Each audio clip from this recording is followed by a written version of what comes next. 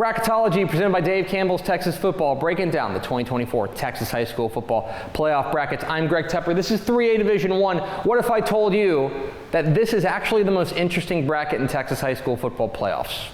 Maybe you don't believe me, but I'm going to try to spend the next couple of minutes convincing you. We'll start with Region 1.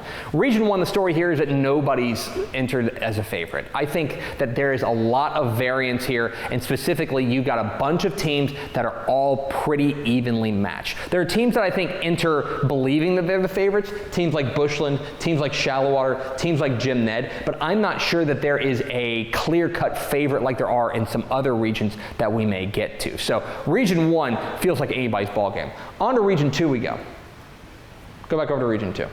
Thank you. Okay, Region 2 I think is really interesting because you've got a state champion who has to enter as the favorite, as well as a ton of other really fascinating ball clubs. Malakoff, the defending state champs, 10-0, state's longest winning streak at 26 games in a row. But because of the way that realignment broke down, I think they have an extremely difficult path to repeat, including a first-round matchup with Tatum. Tatum was a team that was state-ranked not long ago. That is a good Tatum team, very well tested. They're going to have maybe with a second-round matchup with Pottsboro. Then Jefferson has been playing exceptionally well. 10-0 to end the year. That East Texas squad is rolling right now. Keep an eye on the Bulldogs. The top half of the brackets is not a whole lot easier. Winsboro coming off of their Week 11 loss to that aforementioned Malakoff team. Can they get their wheels back on and figure things out? They will have to deal with a team like Liberty Ilo, potentially in the third round, or even a team like Palmer in the second round. Keep an eye on Mejia as well. The Black Cats won a district championship for the first time in quite a while. They are brimming with confidence. Keep an eye on them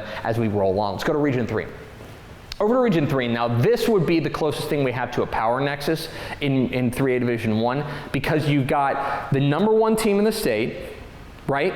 No, we don't. A former number one team in the state. You've got a team that beat that team, and you've got a team that's played in the last 4 state championships, okay? The team that was the former number one team in the state is the Columbus Cardinals. They have been absolutely rolling. Their offense absolutely electrifying with quarterback Adam Schobel, running back Grayson Rigdon. They have looked complete, but they do have a loss on the year to Hitchcock. Now, the question for Hitchcock is how healthy are they? They've been banged up the past couple of weeks. Can they get healthy in time for the playoffs? That's a real question for them. And the quietest team in this whole bracket is Franklin, a team that's played 4 state championships in a row.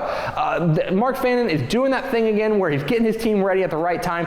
Running back Jaden Jackson is an absolute moose in the backfield. Their defense is starting to play well, and they know how to win this time of year. That is the real advantage for them. Let's also not count out a team like Palestine Westwood. Been a lot of things swirling around that program, but plain and simple, they've got playmakers like Kavian Bryant at the quarterback spot. This is going to be an absolutely terrific region and a lot of fun to watch. On to Region 4.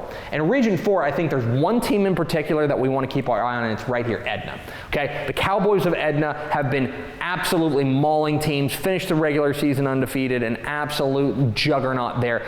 Physical, running game, defense, hard-hitting, hard-nosed South Texas football. The question is there a team that can challenge them? I think there's a couple of teams that are interesting. One of them is Universal City Randolph, the Rohawks from the Air Force Base in San Antonio. Very interested to see how they handle that. Llano is another team that they could see in a regional final, that I think could give them some trouble. That's a good Llano team that Matt Green has put together, but Edna, I think, enters as your favorite. So when you take a look at 3A Division 1, I think you've got an unpredictable bracket. Specifically up here, I think there's 3 or 4 different teams that can come out of Region 3.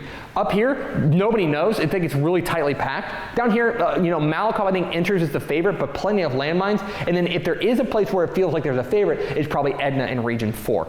This is a fascinating bracket I'm going to be watching very closely. I know you will be too at TexasFootball.com.